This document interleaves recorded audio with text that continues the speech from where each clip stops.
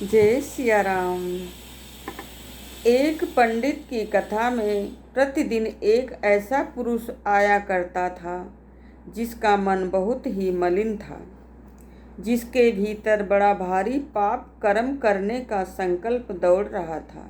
एक दिन सत्संग में पंडित ने वर्णन किया कि पाप तो सभी त्यागने के योग्य हैं, परंतु सब पापों से बड़ा पाप देशद्रोह है।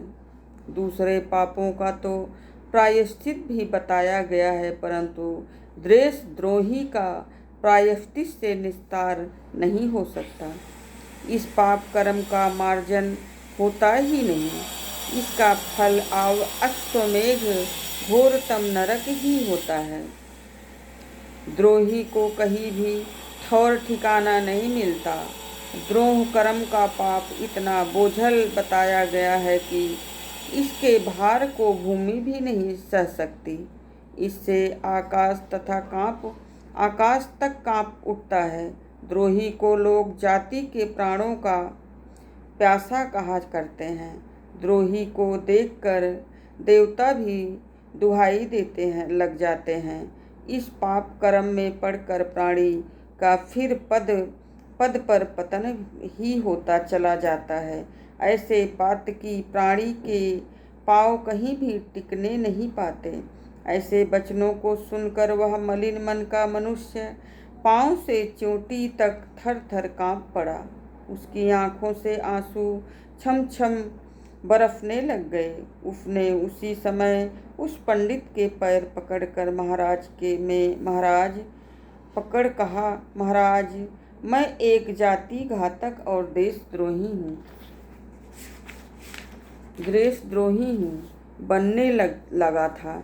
मैं दिल्ली के बादशाह का दक्षिण के भेद ला कर देने का वचन दे दिया था, परंतु ये मेरे कोई शुभ कर्म थे जो मैं आपके सत्संग में आने लग गया।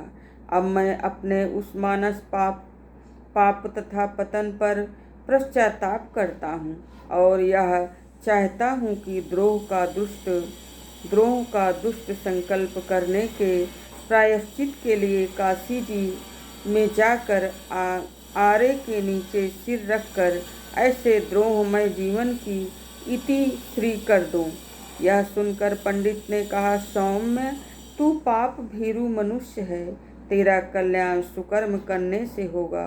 देखो, काशीपुरी पर जब म्लेच्छ मनुष्यों का पहला आक्रमण हुआ था, उस समय जिन लोगों ने आक्रमणकारियों को देवधन का पता बताया था और पुस्तकालयों के भेद दिए थे, पीछे वह लोग आरे के नीचे स्वयं सिर रखकर मर गए थे। परंतु अब तू ऐसा ना कर। यह युग तो शुभ कर्म करने का है, व्यर्थ में मरने का नहीं है।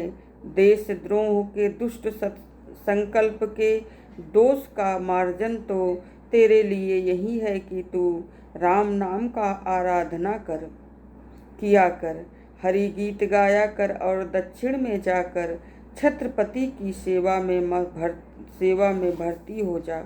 स्वदेश सेवा में सिर स्मरण कर देने से तेरे दोनों लोग सुधर जाएंगे। बोलो श्यावर रामचंद्र की जय। दोस्तों, इस कथा से ये मिलता है कि जो अपने मातृभूमि के लिए, अपने देश के लिए गद्दारी करता है, उससे बड़ा पाप कुछ बताया नहीं गया है। ये सीखने को मिलता है कि अपने मातृभूमि, अपने देश में कभी गद्दारी नहीं करना चाहिए। इससे बड़ा कोई दोष नहीं है, कोई पाप नहीं है। बोलो जय सिया राम।